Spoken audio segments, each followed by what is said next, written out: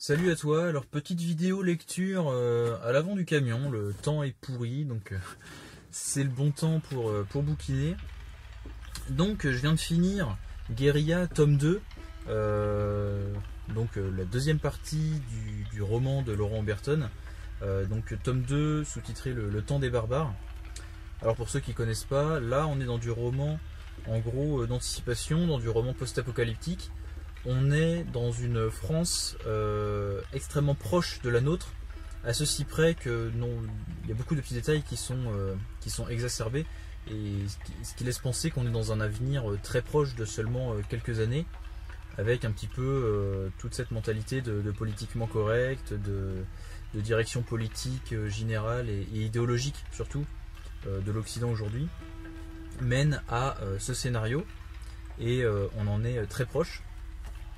Donc dans les romans guérilla, donc là c'est la deuxième partie, en gros il y a un événement déclencheur dans notre société qui fait que le pays s'effondre très rapidement. Le premier tome se passe sur les 3 premiers jours de l'effondrement de la France, l'effondrement à tous les niveaux, au niveau sécuritaire, ce qui déclenche forcément un effondrement au niveau économique, au niveau de la sécurité, l'État s'effondre, tous les systèmes d'approvisionnement, l'électricité, les commerces, les transports, en gros tout s'effondre très rapidement. Et donc dans le tome 2, eh bien, on est dans les jours qui suivent et dans les semaines qui suivent, puisqu'on va en gros jusqu'au bout de 1 mois,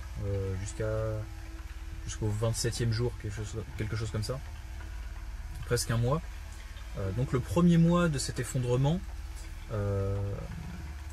l'histoire se passe en plein hiver. Ça pourrait être là l'hiver qui arrive.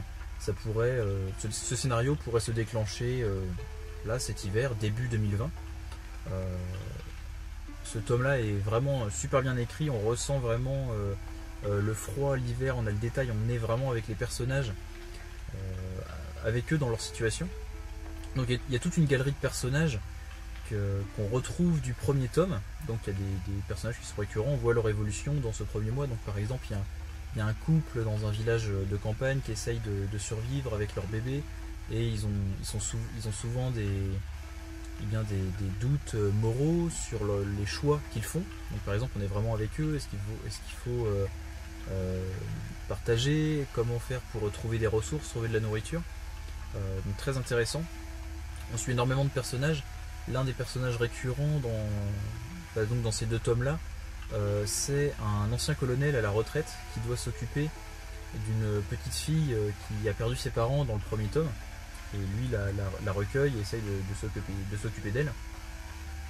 Comme c'est un ancien colonel, il essaye de rejoindre un fort de l'armée qui serait sécurisé. Donc on a comme ça tout leur périple à travers un Paris dévasté. Et un autre personnage principal du roman, que l'on suit, c'est le petit-fils de ce colonel, qui lui est peut-être une sorte de Breivik à la française, on ne sait pas trop.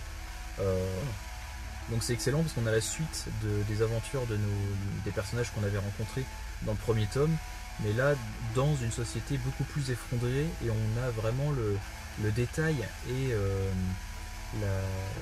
le détail de l'effondrement de l'État et du pays à tous les niveaux, et tout ce que ça déclenche comme merde au niveau sécurité, au niveau des populations concernées. Donc on a des événements qui émergent dans ce tome-là, donc qui se sont mis petit à petit en place. Notamment le rôle de l'État qui avait été absent et débordé les 3 premiers jours, et qui là, de manière machiavélique et calculatrice, essaye de relancer la machine, de reprendre son pouvoir, de faire renaître en gros la République, avec tout ce que ça a d'importance au niveau, avec tous les enjeux que ça a au niveau médiatique, au niveau politique et au niveau de la prise du pouvoir, et de continuer à affirmer les valeurs républicaines qu'on connaît aujourd'hui. Là on est dans une dystopie, vous voyez, presque à la 1984, avec un État et en fait une idéologie générale dans cette société là qui encore une fois est très très proche de la nôtre. Laurent Oberton est vraiment très fort pour ça, pour cerner les petites caractéristiques d'une société qui font que ça va être la merde et on en arrive à des raisonnements complètement ridicules et à des idéologies complètement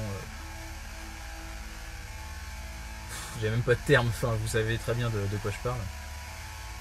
Et donc ce qu'on voit apparaître dans cette histoire là, c'est aussi comment des clans autonomes, voire des états parallèles, émergent en dehors de l'état, selon la région, selon l'appartenance religieuse. Je vais pas aller plus loin pour pas me faire striker, mais en gros on a en France une population qui va créer un état, quelque chose parallèle à côté de Paris, en fait, et faire sécession de l'état français, du pays français, de la France. Voilà. Donc vous avez très bien compris de quoi je parle, et c'est ce qui se passe donc dans ce bouquin-là. Et avec bien sûr tout le flot de merde qui tombe sur le pays, qui tombe sur la population, petit à petit, avec la fin de l'électricité, des systèmes de support, on revient à une société presque moyenâgeuse, mais quelque part au Moyen-Âge, il y avait un état, il y avait des règles, il y avait une société, il y avait des personnes pour apporter une certaine autorité et un certain bon fonctionnement du déroulé de la société. Là, on est complètement dans un pays complètement ensauvagé, avec sans foi ni loi, avec des pillards, avec des militaires déserteurs, avec même des cannibales, enfin vous voyez, des personnes qui tuent même pas, parfois ça arrive pour quelques ressources, pour un petit peu de nourriture, pour essayer de survivre, mais d'autres qui vont tuer simplement pour le plaisir et simplement parce que les fauves sont lâchés et les barbares sont dans la rue. Et voilà, c'est ce que raconte ce bouquin-là. Donc ça donne énormément d'idées, ça fait penser à énormément de sujets. De toute façon, l'ensemble de l'œuvre de Laurent Oberton, tous ses livres sont tous excellents les uns que les autres, toujours très bien écrits, toujours avec une très bonne analyse. Sa trilogie, La France quelque chose, donc la France Orange Mécanique sur la sécurité, la France Big Brother sur l'idéologie dominante et sur un petit peu la justice aujourd'hui, etc. Et enfin la France Interdite sur la réalité de l'impact positif comme négatif de l'immigration. L'œuvre de Laurent Oberton est magistrale, et bien sûr censurée, bannie des médias. On est obligé de passer par le bouche à oreille, et puis eux, les éditions Ring passent beaucoup par les réseaux sociaux en direct avec le lecteur, parce que c'est très compliqué d'aborder les sujets qu'aborde Laurent Oberton dans l'espace médiatique aujourd'hui. Ce qui fait le lien entre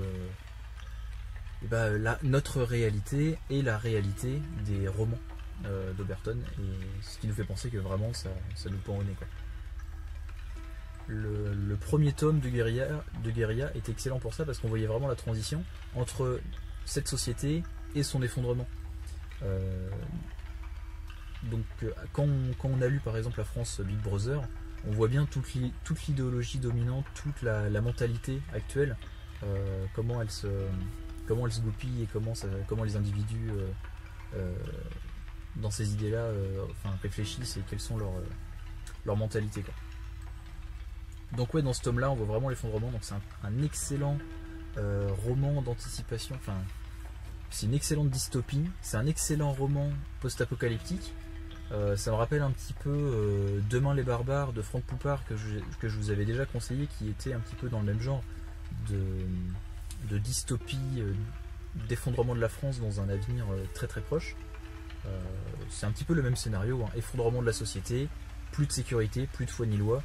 Et qu'est-ce qui se passe, comment les personnages se débrouillent. Donc c'est super intéressant, on est vraiment pris dedans, ça se lit très bien, ça se lit très vite, c'est passionnant, on suit les personnages, et puis il y a une fin qui est... la fin du tome 2 est dingue, parce que on se dit, c'est exactement ce qui peut se passer, quoi. C'est exactement ce qui va se passer. Donc voilà, on attend le tome 3, la fin de la trilogie. Donc bravo à Oberton pour ce tome-là.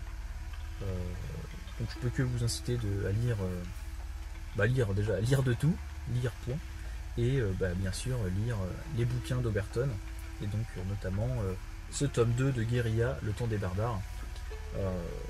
Comme tous les gros romans, voilà, là on est sur plus de 400 pages, mais ça se lit vraiment très bien. Faut pas avoir peur des gros bouquins pour ceux qui n'ont pas trop l'habitude de lire. Là ça se lit très bien, c'est découpé en... Comme on suit plein de personnages dans le temps, c'est très découpé en petites scénettes, en petits chapitres de quelques pages, où on est dans une situation, voilà, dans quelques scènes d'un personnage, et ensuite on passe à un autre personnage. Donc comme ça on passe rapidement d'un personnage à l'autre, et on avance très vite dans le bouquin. Et comme c'est très bien écrit, ça se lit hyper facilement, quoi. Donc voilà, vous allez pouvoir le trouver partout. Et si vous voulez m'aider, il est aussi disponible sur mon site, donc survic.fr, dans la partie bibliothèque. Vous allez retrouver le lien pour le retrouver au meilleur prix, au moins cher. Donc voilà, bonne lecture à tous, bon automne à tous, bientôt l'hiver, donc comme dirait l'autre, préparez-vous et prenez soin de vous. Salut!